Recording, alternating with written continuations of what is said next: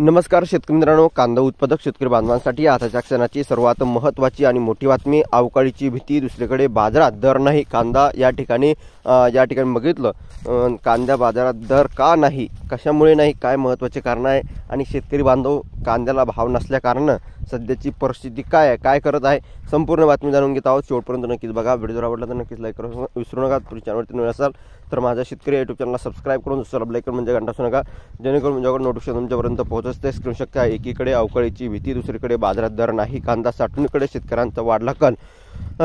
राज्याच्या अनेक बाजार समित्यांमध्ये आवक वाढल्यामुळे कांद्याच्या भावात चांगलीच घसरण होत आहे. उत्पादन खर्चाच्या तुलनेत भाव मिळत नाही, तसेच अवकाळी पावसाचाही धोका आहे. परिणामी कांदा साठवणुकीकडे शेतकऱ्यांचा कल वाढला आहे, ज्यामुळे कांदा उत्पादक शेतकऱ्यांच्या कांदा चाळीमध्ये टाकण्यास सुरुवात झाली आहे. गतवर्षी कांद्याला चांगला भाव मिळाल्यामुळे आपसूक यंदा कांदा लागवडी वाढल्या होती. सध्या सर्वत्र उन्हाळी कांद्याची काढणी सुरू झाली आहे, तर राज्यात विविध भागात 3 दिवसापासून वादळी वाऱ्यासह थोड्या प्रमाणात अवकाळी पाऊस होत असल्याने काढलेला कांदा सुरक्षित ठिकाणी पोहोच करण्यासाठी शेतकऱ्यांना लगबग सुरू आहे. सगळीकडेच बाजारात आवक जास्त असल्यामुळे प्रति किलो 10 ते 18 रुपयाच्या दरम्यान सध्या भाव मिळत आहे.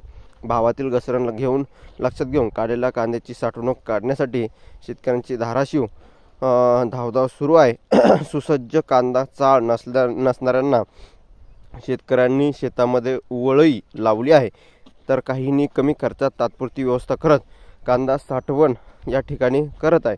यंदा केंद्र सरकारने निर्यात शुल्क कमी न केल्यामुळे कांदा भाव मोठ्या प्रमाणात वाढतच नाही.